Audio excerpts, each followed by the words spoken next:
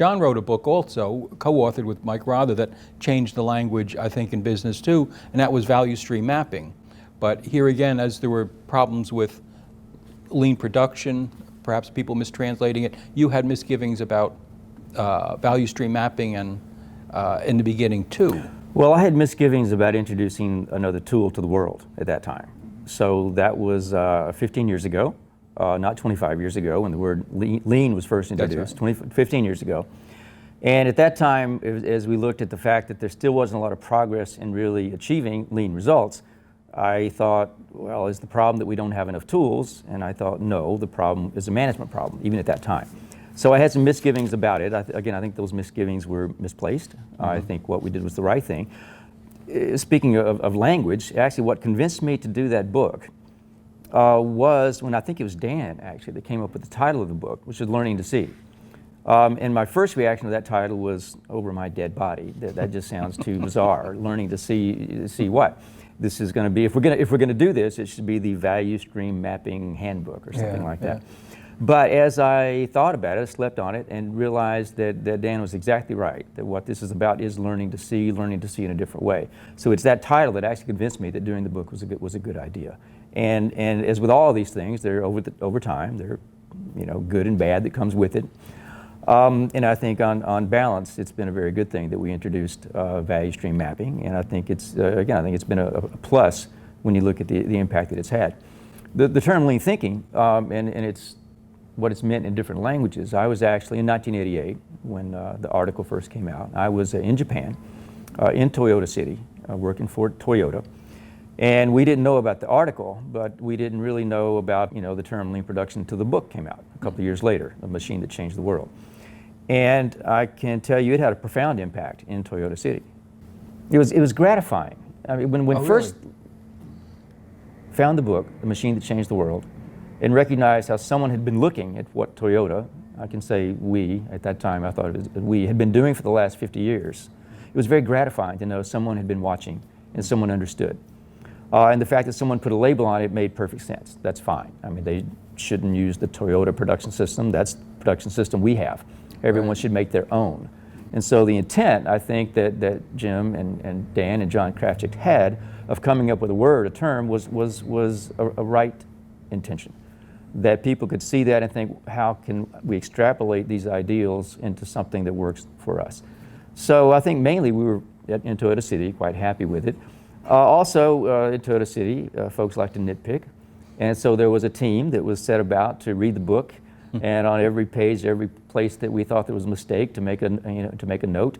And there's still a file that exists in a filing cabinet in Toyota City that contains all these errors that were in the book. But overall, I think the sense was that it had captured the correct message in the right way in the big sense of the word.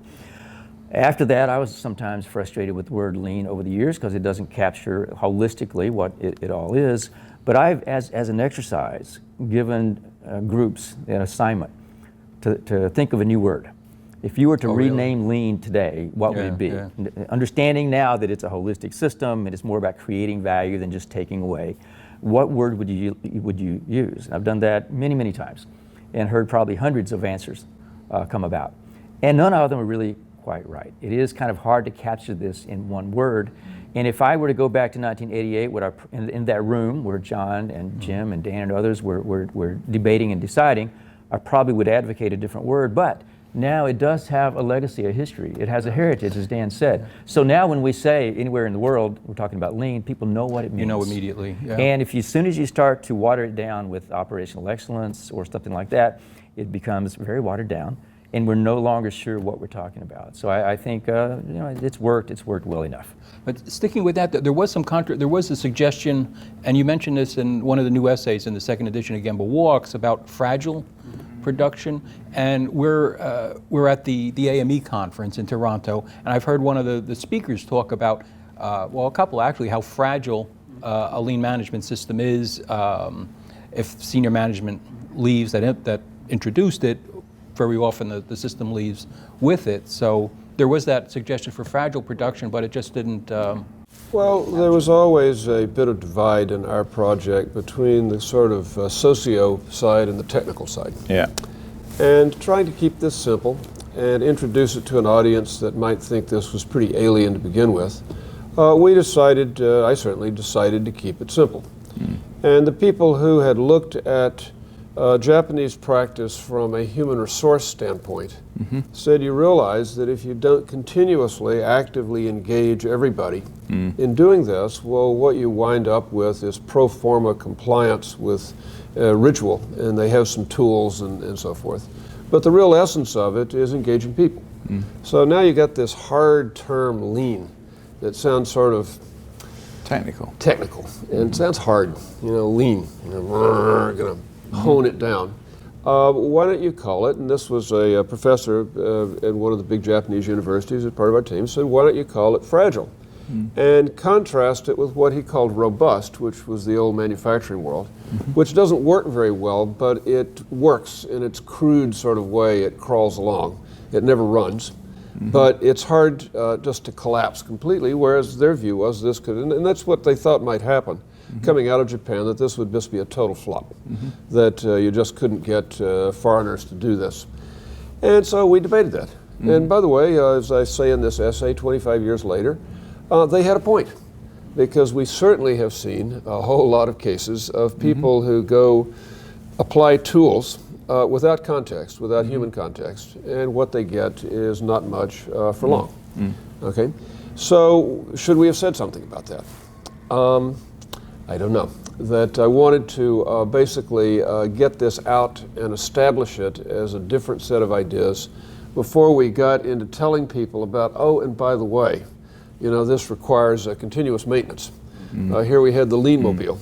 And we really like you to get in this thing, turn the key. You didn't have push buttons back then. And off you go down life's highway. It's going to be better. The world's going to be a better place. Going to change the world. And we're going to wait till you get down the road and around the bend before we mention, oh, by the way, you actually have to pay attention while driving this thing, and you have to get along with the other people in the vehicle. And you really need to do a lot of things that are more than just the technical stuff. Hey, that reminds me that the one other dimension that it could be debated that we got wrong, that it says lean production, lean production. And what we meant was the entire set of activities required to create value: product development, product and process development, production, supplier management, customer management, general management. Well, we said production, and honestly, I wasn't aware of the problem with that. No. We were used to mass production, which was a system. This was the old GM system. Yeah. And everybody knew that had a product development element, and it had a purchasing element, and it had a customer relations element. So I thought, what's the problem?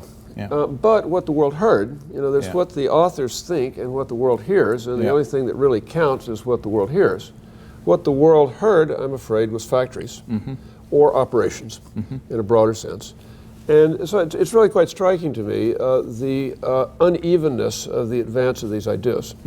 And we were just talking the other day about the complete disappearance of the notion of target costing and working backwards on the process with suppliers. Just all disappeared in the outsourcing age of just get the price down, do what it takes. So we ended up with a very incomplete system that works best when it is a complete system. And I'm saying that production word didn't help. Now, what would we have said instead? I certainly thought about management. We spend a lot of time talking about management now. Other people want to talk about leadership. That's okay too. But again, you say, okay, lean, not perfect, production, not perfect. What would we have done instead? And I think we could have tried management. That might have been. You could have tried management, but I think when you formed LEI, the Lean Enterprise Institute, you got it right. And that was another article in HBR that you did together about '96, and it was Lean Enterprise. And I think that's what we're talking about, is a business model, a business system, which includes production. It also includes management. It includes all these things.